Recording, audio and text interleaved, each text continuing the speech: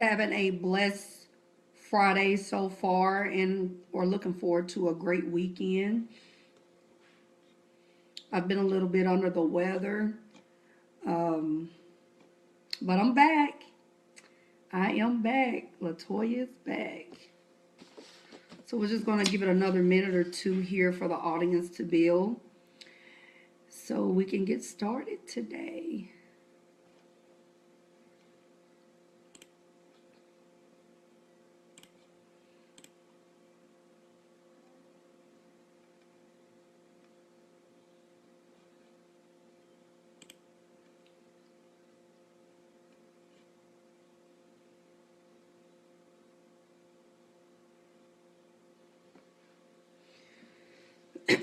Alrighty, we're going to go ahead and get started here. Today's topic: what is your net worth? I know this is a subject that a lot of people don't really think about. When you hear net worth, a lot of people tend to go toward, oh, well, some of the big names in Hollywood. So and so is worth, 30 million, or so and so is worth $1 billion. But guess what? We all have net worths, whether we're celebrities or not. So today I just want to kind of give you a little, today will be kind of more of a teaching segment on how to determine your net worth, what's included in the formula, and I'll actually have the link below if you actually want to calculate and play around with the numbers. So, pretty cool stuff. So, we're going to start today by what is net worth? Net worth is your assets minus liabilities.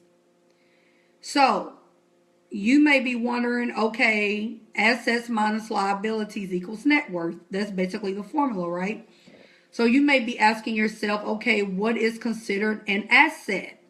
I'm going to give you items that would qualify or you would consider to be an asset. That would be checking and savings accounts, brokerage and retirement accounts, market value of your home. And I'm going to come back to that in a minute to explain to you what that is.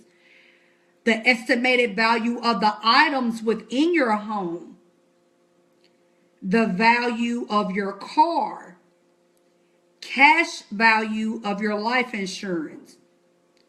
So, to go back to the market value of your home, basically it's saying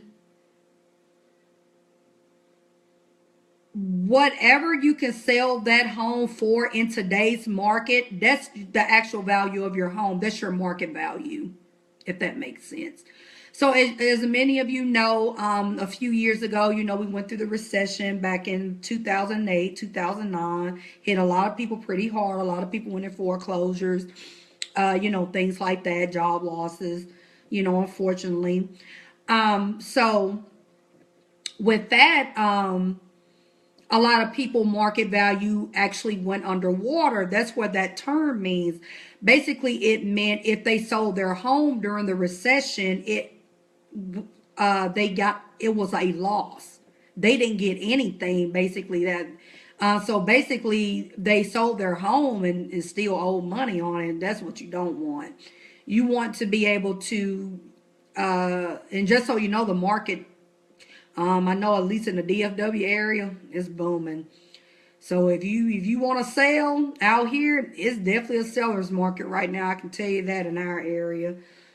So say just for example, if you purchased your home for $100,000, and the market value now is say $250,000, and you only owe, let's just run some numbers here just to give you an example.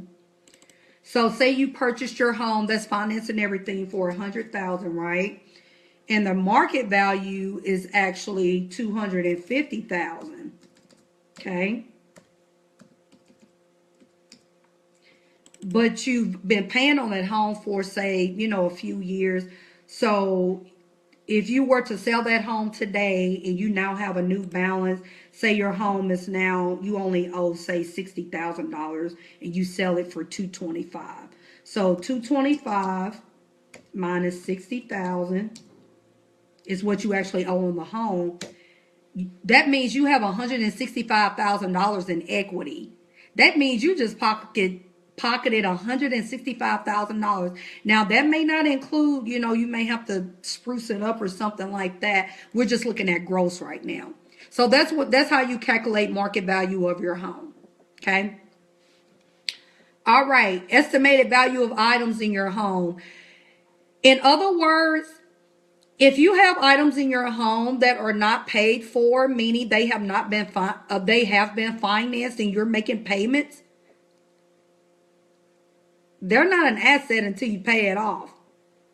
So the contents in your home, in order to have a value, have to either be paid with cash or they were given to you, like a relative passed away and passed you something down or something like that.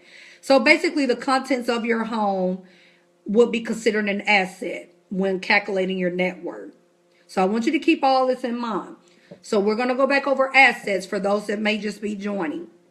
Assets are checking and savings accounts, brokerage and retirement accounts, market value of your home, estimated value of the items in your home. As I said, those are items that you own outright. Those are not items that you've gotten from rent to own places. These are not items that you're making payments on. These are items that you have the receipts on. They're paid in full. They're yours. The value of your car, same thing. Even if you're still making payments on that car, if you sell that car today, what's the worth of it? That's your car value. That's an asset. Cash value life insurance. If something were to happen to you today and you have a life insurance policy, how much is your life insurance policy worth? Okay. Those are assets. All right. We're going to go to liabilities. These you do not want a lot of. This is debt. Liabilities. Home loans, which includes mortgage, home equity loan, or line of credit. Okay. Auto loan. Remember I just said that? Credit cards, student loans, other loans, such as a personal loan or 401k loan against your retirement account. All right. So, to calculate your net worth, you have to add up all of your assets. Okay. Add up all of your liabilities. Okay, this is where it kicks in. If your assets are more than your liabilities, keep it up. That's a good thing. That means you have a positive net worth. But for most Americans, you're probably in the negative because most people probably still are making either a mortgage, a student loan payment, or credit card payment, an auto loan payment, or student loan, some type of debt. Okay. So the formula again to calculate your net worth: assets minus liabilities. And I'll put this in the link at the bottom when I'm done. Okay. So you may be wondering, well, if I'm in the negative, what do I do? You get out of debt. That's how you turn that negative into a positive. You pay that home off as fast as you can. You pay that car payment off as fast as you can. You pay off those credit cards, student loans, personal payday, whatever debt you have. Get out of debt. That's how you create a positive net worth. Okay? All right. For those that are joining me, that's going to conclude our lesson for today. How do I determine my net worth, or what is my net worth? So y'all going to have a little bit of homework. So I'm going to give a few shout outs. If anyone has any questions in regards to net worth or assets or liabilities, I am here for Q&A for the next few minutes. I would like to give a few shout outs. Thanks for tuning in, Davina, Denise, Mickey, Alicia. Oh, we have a company on here, Heavenly Gates Fence. Alicia, I am teaching as many people as willing to listen, hon. Talvin, Tip, Daryl, Courtney, Steve, and Miss Shirley. Hi. I hope everyone enjoyed. My phone's moving here. I hope everyone enjoyed our topic today. How do I determine my net worth? If you have any questions right now that you would like to ask in regards to net worth or debt or slash liabilities or assets, I'll be welcome to answer them live. So you're welcome to type them right now, and I will try to answer them to the best of my ability. Also, for those that may not know, I now run my accounting business full time. Genesis Enterprises, that's GENASIS Enterprises. If you haven't liked my page, go check it out. I'm also on YouTube. So for those that this may be your first video listening in, make sure to go check out my YouTube channel. I'll post a link as well at the bottom, and subscribe. I'm actually going to be doing a contest really soon. Once I reach 100 subscribers, I am looking at giving a discount on any of my services. The services that I offer through my business is bookkeeping, payroll, tax preparation, and financial counseling. Okay. So if you have a question or would like to speak with me privately about any of those services, you're welcome to inbox me, or you can inbox me on my business page, Genesis, GENASIS Enterprises, and I'll get back to you and we can schedule a free consultation. So does anyone have any questions while you're live? You're welcome to ask me anything in regards to the topic today. The topic today was, what is your net worth? Again, the formula to calculate your net worth is to add up all of your assets, add up all of your liabilities, subtract those two items, and you get your net worth. The goal today is, if you're in the negative on your net worth, pay off everything you can as soon as you can to turn it around. Okay?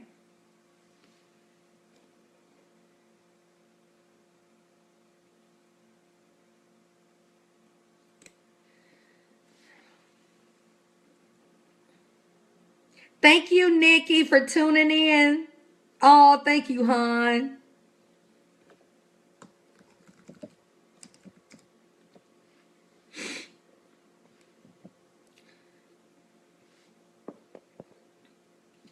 So does anyone have any questions for me?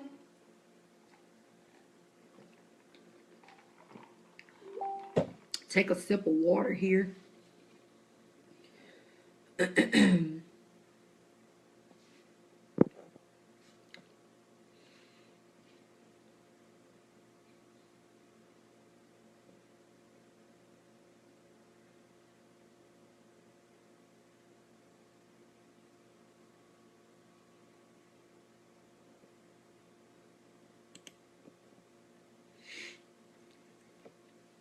Anyone have any questions for me? Hey, Marvin, what's up, bro? Anyone have any questions for me in regards to net worth?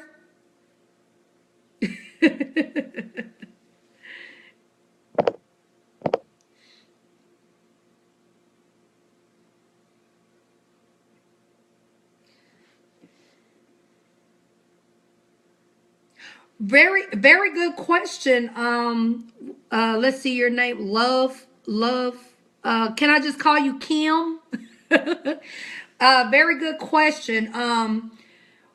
What it means when you're upside, you know what? Great question. When you're upside down on a car loan, this also applies to a home loan. If you're upside down, that means you owe more than what it's worth. So that's not a good thing. That's not a good thing at all. So basically that means if you sell that home or that car, you're going to take a loss. You never want to take a loss when you're having to sell something. Did that answer it for you, Kim? Nikki has a question. How do you establish net worth? Great question. Believe it or not, over 60% of most net worth is established by home ownership. That's your first piece that most people are able to acquire on average by age 35, for average age. So real estate is one of the biggest items that you need in your, as far as a financial portfolio. You need some type of real estate, whether it's a rental investment property, your own personal home, which would be considered your primary residence. It could be, partnering with others and you have, you're renting out apartments. You need some type of real estate in your portfolio to build wealth. That's just the rule of thumb for building wealth. And that's why I said most people get that through home ownership, or their family actually passed down a home or something of great value to them to start their net worth even earlier. So I would definitely encourage people that are listening. You definitely want to try to set your kids up better than what you are, because that definitely sets them up at a better better financial step when they're adults. Okay. Nikki has another question. Oh, I'm sorry, Kim. Okay, Kim. You're in the market to look for a home. Let me ask you this. What when you say you don't know what to do, are you saying would you need help with like budgeting or anything like that? Like how much should I buy based on my income, things like that? Is that your question?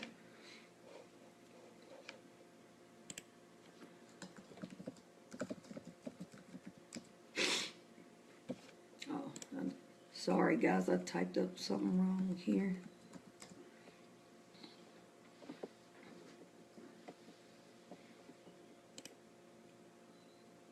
Okay, Nikki, I'm sorry, Nikki, not Nikki, Kim. If you want to private message me, we can definitely discuss that further. So you can shoot me an inbox and we can discuss that in a little bit more detail for you, okay? Nikki's question is, what is escrow? So I'm going to give you the textbook version, and then I'll give you the everyday version. How about that? So, escrow is a financial arrangement where a third party holds and regulates payment of the funds required for two parties involved in a given transaction. So, in other words, the third party would be considered more than likely the bank, because they're the ones that's going to be holding the funds and regulating the payment, which is a mortgage loan, right? The two parties involved would be the buyer and the seller. So those are your three parties. So the third party is the bank or your lender. The two parties is going to be your buyer and your seller. And basically it's just a financial arrangement between all three of those parties to, for a financial transaction. That's escrow in layman terms. Does that answer your question, Nikki?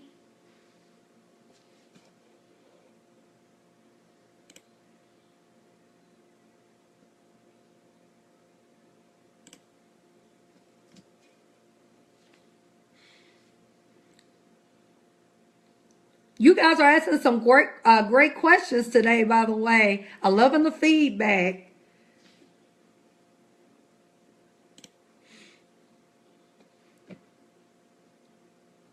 You're welcome, Nikki.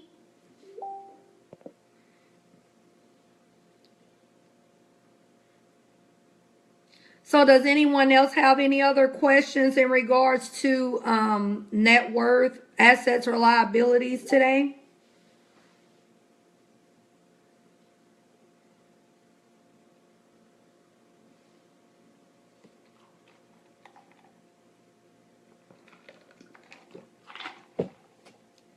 Excuse me. A little sip there.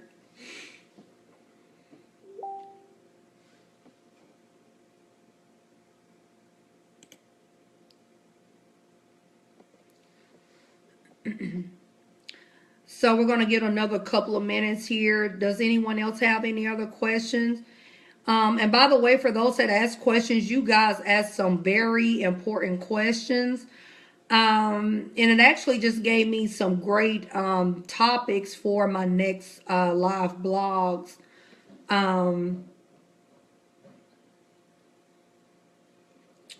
I think in the next few weeks I'm going to be doing a blog on how much house can I afford. What do you guys think about that? I think that would be a really good topic to kind of see how much you do know about purchasing a home, and if you're actually ready to purchase a home.